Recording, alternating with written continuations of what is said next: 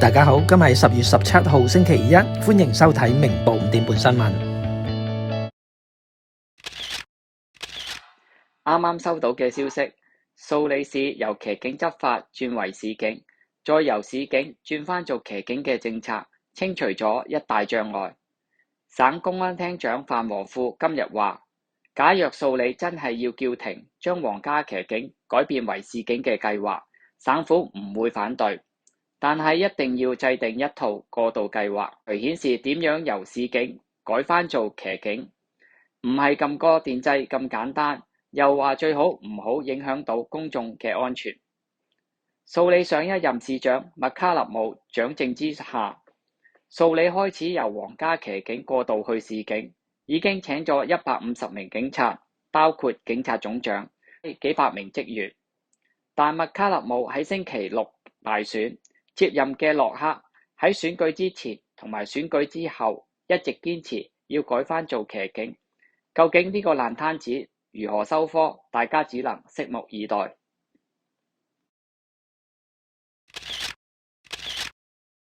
當你覺得聽力越嚟越差，同人溝通有困難嘅時候，有冇諗過一對配得好嘅助聽器可以幫你重拾與人溝通嘅樂趣？嚟Lang Shan Centre嘅卓能聽力中心揾經驗豐富嘅李志蓮博士配翻一對適合你自己嘅助聽器啦！而家嘅助聽器優惠仲高達半價㗎，快啲打個電話嚟預約啦！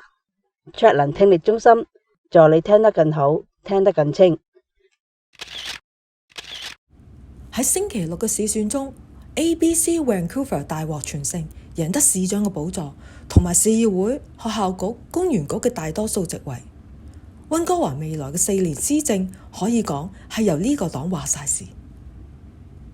雖然要到11月7號先至宣誓就職，但係 ABC 就喺勝出之後嘅第2日，亦即係琴日下晝3點就已經組建過渡小組，準備掌政之後盡快推行自己嘅政策。後任市長沈冠健話會出台系列措施，幫助飽受暴力罪案、仇亞罪案困擾嘅華埠，包括喺唐人街設立一個新嘅市府辦事處，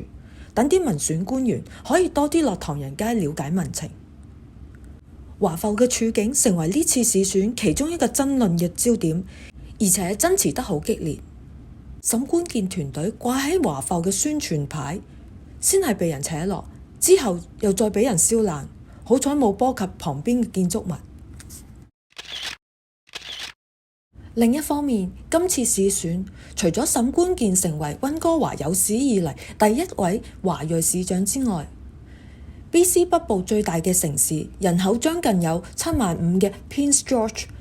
星期六亦都選出華人 Simon Yu 做市長。Simon Yu 細個嗰陣係由香港移民過嚟，喺 Prince George 住咗50年，第一次參加市選。Simon Yu 嘅主要政綱係增加可負擔房屋。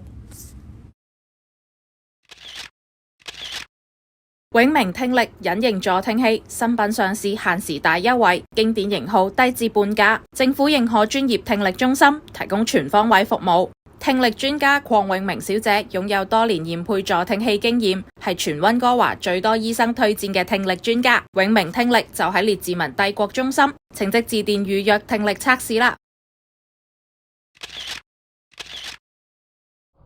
剛剛收到嘅消息 ，UBC 高爾夫球場發生嘅兇殺案，